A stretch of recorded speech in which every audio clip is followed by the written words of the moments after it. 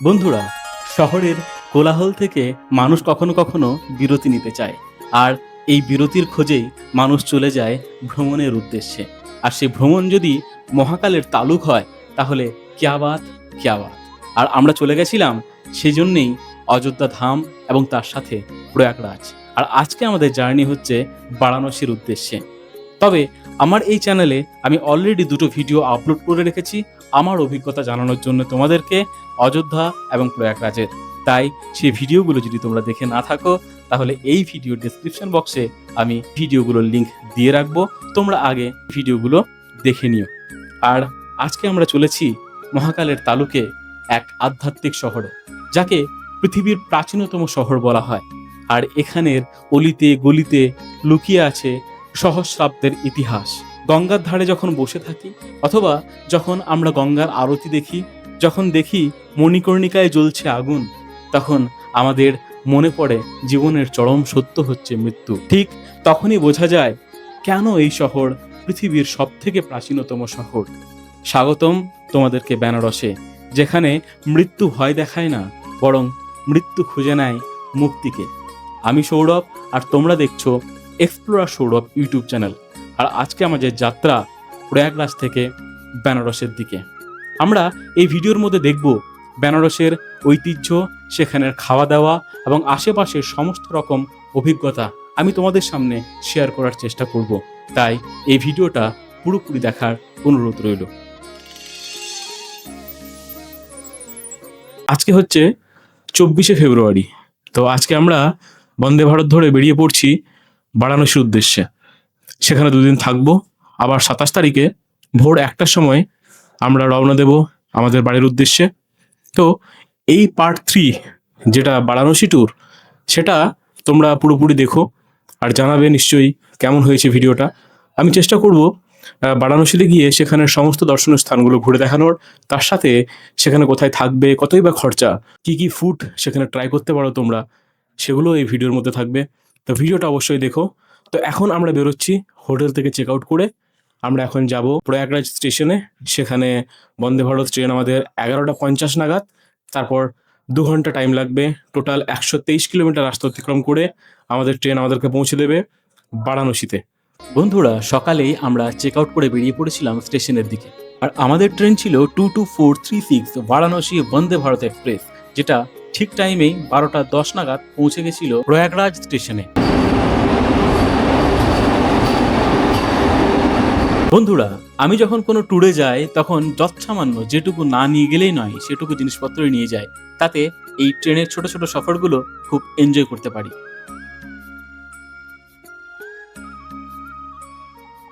হয়তো এই ট্রেনের গতির সাথে সাথেই আমি আমার সব ক্লান্তি পেছনে ফেলে আসছি। গঙ্গার ঘাট, সেই সন্ধ্যার আরতি আর কাশীর অলিগলি সব যেন আমাকে ডাকছে। আজ এই নির্জনতায় নিজেকে নতুন করে চেনার চেষ্টা করছি। যেহেতু আমাদের ট্রেনের টাইমিং ছিল দুপুর নাগাদ, তাই সকালের ব্রেকফাস্টটা স্কিপ করে আমরা ডাইরেক্ট নিয়ে নিয়েছিলাম আমাদের লাঞ্চ।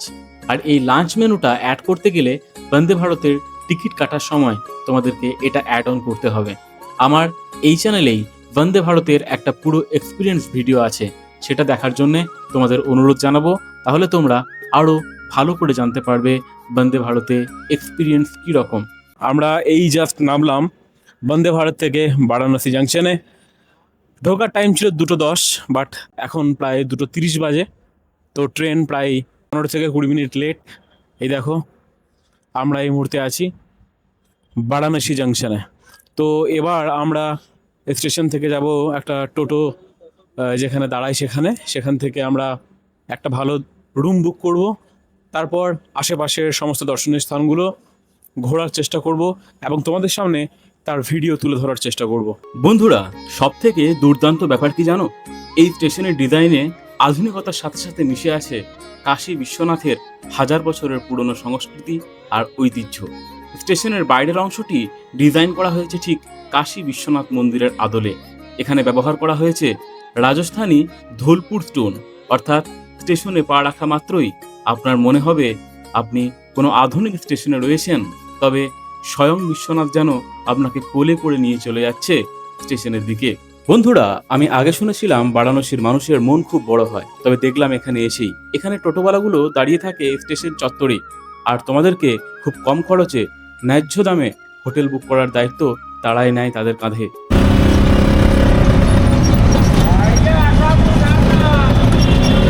আর এই টোটোতে করে যখন তোমরা তোমাদের গন্তব্যস্থলে যাবে, তখন দেখতে পাবে বারাণসীর ট্রাফিক, আর তার সাথে সাথেই বিভিন্ন রকম দেওয়াল লিখন, দেওয়ালের চিত্রকলা এবং সংস্কৃতি যেন ফুটে উঠেছে প্রত্যেকটা দেওয়ালে, প্রত্যেকটা গাছে, প্রত্যেকটা বিল্ডিংয়ে। আর এগুলো দেখার মধ্যেই আমার মনে হয় বারাণসীর সংস্কৃতি মিশে আছে প্রত্যেকটা কণায় কণায়। বন্ধুরা, এই টোটো চালকরা তোমাদেরকে অনেক রুম দেখাবে, বাট তোমরা রুম নেবে গধুলিয়া চকের ঠিক কাছাকাছি। আমরা অনেকগুলো রুম দেখার পর এই রুমটা চুজ করেছিলাম। আমার মনে হয়েছে এই রুমটা চুজ করলে তোমরা পায়ে হেঁটে ঘাটগুলোকে ঘুরতে পারবে।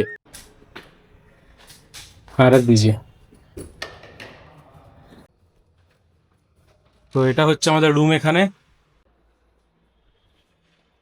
তো তোমরা এখানে খুব কম খরচে রুম পেয়ে যাবে। এটা একটা ব্যালকনি আছে এটার সাথে,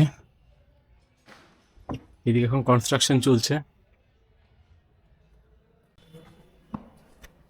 আর এই হচ্ছে বাথরুম। তোমরা এখানে খুব কম খরচে রুম পেয়ে যাবে। 1000 টাকা থেকে 2000 টাকার মধ্যে এসি এবং নন এসি ভালো ভালো রুম তোমরা এখানে পেয়ে যাবে। তাই রুমের কোনো অসুবিধা হবে বলে আমার মনে হয় না। আমাদের হোটেলটার লোকেশন হচ্ছে শ্রী শ্রী বিজয়কৃষ্ণ মঠের ঠিক কাছেই, আর এই মঠের ঠিক পাশেই রয়েছে বিজয়নগরম ঘাট। তাই সন্ধেবেলায় রুমের মধ্যে একটু ফ্রেশ হয়ে আমরা বেরিয়ে পড়েছিলাম পায়ে হেঁটে এই ঘাটগুলোকে দর্শন করার জন্য। আর এই বারাণসী এসে তোমরা যদি বিশ্বনাথের দর্শন না করো, দশাশ্বমেধ ঘাটে যদি সন্ধ্যা আরতি না দেখো, এখানের পান যদি না খাও, আর লস্যি যদি না ট্রাই করে থাকো, তাহলে বারাণসী আসা আমার মনে হয় অসমাপ্তই রয়ে যায়। বন্ধুরা, তোমরা যখন বারাণসী আসবে তখন কোনো প্ল্যান করে এসো না। প্ল্যান করে এসো না এই কারণে, তার কারণ এই যে ছোট ছোট গলিগুলো দেখছো, এগুলোর মধ্যে হারিয়ে যাওয়ার মধ্যেও যেন জীবনের সার্থকতা খুঁজে পাওয়া যায়। আর এখন আমরা যাচ্ছি দশাশ্বমেধ ঘাটের দিকে, সেখানে আমরা আজকে গঙ্গা আরতি দেখব। তো বন্ধুরা, আমরা ফ্রেশ হলাম রুমে গিয়ে, প্রায় 1 ঘন্টা রেস্ট নিলাম। এবার আমরা যাচ্ছি সন্ধ্যা আরতি দেখতে দশাশ্বমেধ ঘাটে। তো এই যে তেমাথা মোড়টা, তার এই সাইডে হচ্ছে দশাশ্বমেধ ঘাট, আর আশি ঘাট হচ্ছে এই পেছন সাইডে। তো আমরা এখন দশাশ্বমেধ ঘাট যাচ্ছি, সন্ধ্যা আরতি দেখবো এবং তোমাদের সাথে সেই ভিডিও তুলে ধরার চেষ্টা করব। আমাদের হোটেলের রুম থেকে যেহেতু বিজয়নগরম ঘাটটা পায়ে হেঁটে যাওয়া যায়, তাই আমরা সেখানেই প্রথমে চলে গেছিলাম এবং সেখানের প্রাকৃতিক দৃশ্য, গঙ্গার ঘাট দেখে আমাদের মন আপ্লুত হয়ে গেছিল এবং সেখান থেকে আমরা চলে গেছিলাম পায়ে হেঁটে দশাশ্বমেধ ঘাটের দিকে সন্ধ্যা আরতি দেখার জন্যে। এই প্রাচীনকাল থেকেই বারাণসীতে প্রায় 84টি ঘাট আছে, আর এই বিজয়নগরম ঘাট থেকে দশাশ্বমেধ ঘাট যাওয়ার সময় আমাদের চোখে পড়েছিল আরও অনেক ঘাট। প্রত্যেকটা ঘাটের নিজস্ব সৌন্দর্য আমাদের মনকে আপ্লুত করে তুলেছিল। চলো, তোমাদেরকে এক এক করে যতগুলো ঘাট ঘোরানো যায় আমি তোমাদের ঘোরানোর চেষ্টা করব। কিন্তু তোমরা যখন আসবে বারাণসীতে, তখন পায়ে হেঁটে অথবা বোটে করে এই 84টা ঘাটই দেখার চেষ্টা করবে।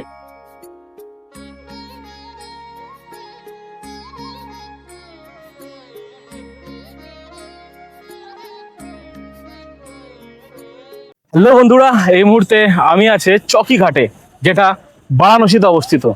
তো এই ঘাটে এসে এই মুহূর্তে টাইম হচ্ছে প্রায় 5টা, 5:30 নাগাদ।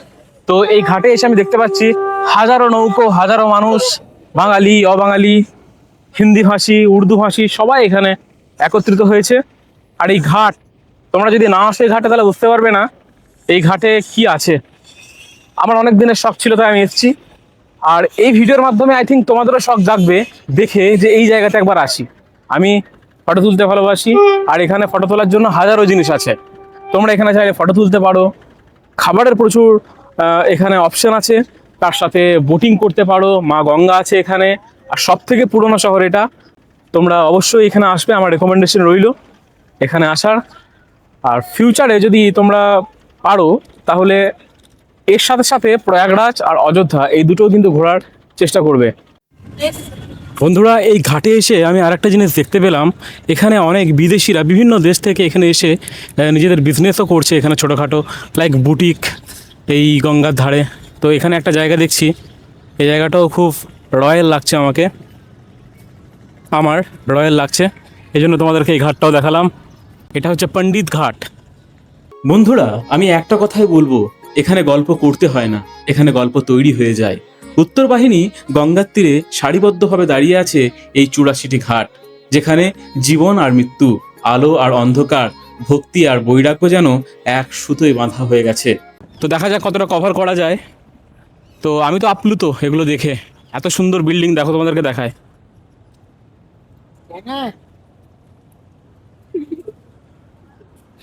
এগুলো সব ইন্ডিয়ান আর্কিটেকচার।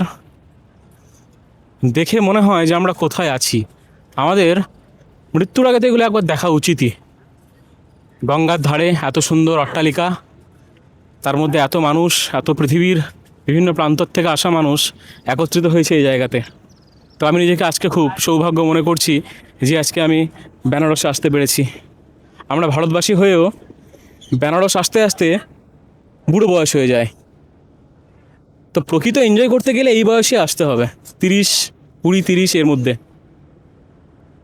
দেখো কি সুন্দর সন্ধ্যার গঙ্গা, সন্ধ্যার বেনারস ঘাট। এই মুহূর্তে আমি দাঁড়িয়ে আছি রানা মহল ঘাটে। এই দেখো, এই মুহূর্তে আমি দাঁড়িয়ে আছি রানা মহল ঘাট। বন্ধুরা, বেনারসকে যদি সত্যি অনুভব করতে হয়, তবে নৌকায় চড়ে ওই দূর থেকে দেখা নয়, বরং পায়ে হেঁটে তার একটা থেকে অন্য একটা ঘাটে ঘুরে বেড়াতে হয়। যখন তোমরা বেনারসের ঘাটের ওই চাওড়া পাথরের সিঁড়ি দিয়ে হাঁটতে শুরু করবে, তখন মনেই হবে না তোমরা রাস্তা দিয়ে হাঁটছো, মনে হবে ইতিহাসের একটা জীবন্ত পাতার ওপর দিয়ে যেন হেঁটে চলেছ। এখানে এক একটা ঘাটের শেষ হয় আর এক একটা নতুন গল্প শুরু হয়। এই 84টা ঘাটের প্রতিটিরই রয়েছে নিজস্ব রূপ, নিজস্ব স্পন্দন। বন্ধুরা, এখন বাজে সন্ধ্যে 6টা, আর আমরা এসে পৌঁছে গেছি দশাশ্বমেধ ঘাটে। তোমরাও যদি সন্ধ্যা আরতি খুব কাছে থেকে দেখতে চাও, তাহলে এই রকম সময় করেই তোমরা চলে আসবে। বলা হয়, বেনারসের সন্ধ্যাবেলা যদি আপনি দশাশ্বমেধ ঘাটে গিয়ে উপস্থিত না হন, তবে আপনি বেনারসের আসল হৃদয়টাকে দেখতেই পেলেন না। প্রতিদিন সন্ধ্যায় যখন সূর্যদেব অস্ত যায়, ঠিক তখনই গঙ্গা মায়ের চরণে নিবেদিত হয় এক অপার্থিব বন্দনা।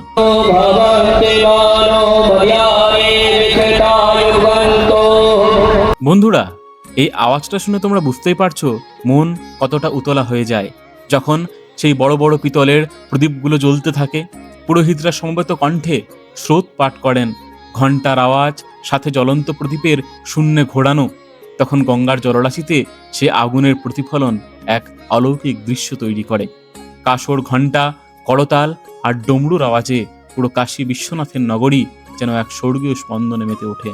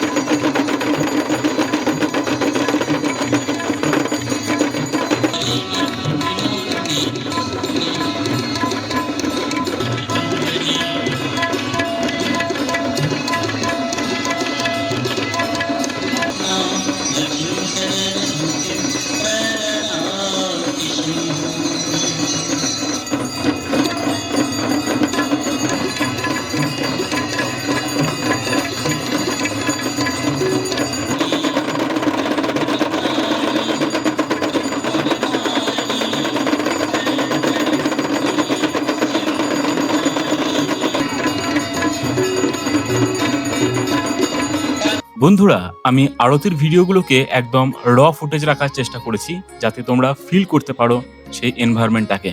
এবার আমরা বেরিয়ে পড়েছি খাবারের উদ্দেশ্যে। আমাদের গন্তব্যস্থল কাশী চাট ভান্ডার।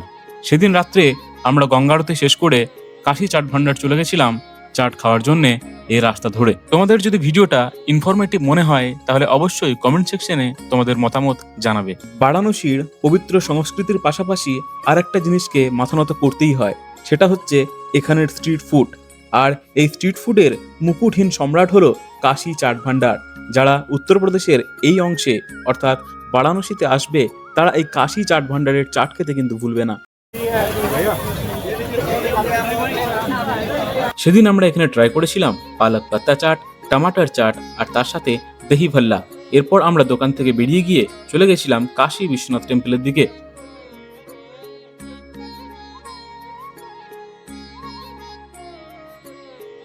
আর এই বিশ্বনাথ মন্দিরে ঢোকার আগে তোমাদেরকে এরকম গভর্নমেন্ট অথরাইজড জুতো খোলার জায়গাতে তোমরা জুতো খুলে এবং তারপর সমস্ত রকম গ্যাজেট দোকানের মধ্যে জমা দিয়ে তোমাদেরকে ঢুকতে হবে বিশ্বনাথ টেম্পলে। তাই এর ভেতরের ভিডিও আমি তোমাদেরকে সরাসরি দেখাতে পারলাম না, তবে যদি কোনো রকম ভিডিও আমি ইউটিউবের মধ্যে দেখতে পাই আমি এই ভিডিওর মধ্যে অ্যাটাচ করার চেষ্টা করব। জয় শ্রী বিশ্বনাথ। তো আমরা একটু আগেই বিশ্বনাথ টেম্পলে ঢুকেছিলাম। তো সেখানে মোবাইল তো অ্যালাউ নেই, ফোন ক্যামেরা সব লকারে রাখতে হয়, তারপর ঢুকতে হয়। তো সেজন্য তোমাদেরকে ফটো ভিডিও কিছু দিতে পারলাম না, বাট যে দর্শনটা হলো সারা জীবন মনে থাকবে। আবার আমরা সুগম দর্শনের টিকিট কেটেছি, সেটা 26 তারিখ সকালে আছে। তো আমরা 26 তারিখ সকালে আবার যাব এই বিশ্বনাথ দর্শনের জন্যে। তো আজকের দর্শন খুব ভালো হয়েছে, ফাঁকা ছিল যেহেতু সন্ধ্যে ছিল। তো এখন আমরা ফিরছি রুমে, কালকে আবার দেখা হবে তোমাদের সাথে নতুন কোনো ভিডিও নিয়ে। আর এই রুমে ফেরার সময় আমি একটা দোকান থেকে এখানে লেবু জল অথবা এখানের ভাষায় শ্রীখাঞ্জি বলা হয় এটা ট্রাই করেছিলাম। এটাও ছিল অনবদ্য ও অসাধারণ। আমার এই চ্যানেলে বেনারসের সেকেন্ড পর্ব আসতে চলেছে, সেটা দেখার জন্য অনুরোধ রইল। আমার সেকেন্ড ভিডিওতে থাকবে মণিকর্ণিকা ঘাট, তার সাথে সারনাথ, রামনগর ফোর্ট এবং BHU, আর তার সাথে বারাণসীর আরও অনেক স্ট্রিট ফুড আর আমার অভিজ্ঞতা। আর আজকের মতো ভিডিও এই পর্যন্তই। তোমাদের সবাইকে নমঃ পার্বতী পতয়ে হর হর মহাদেব।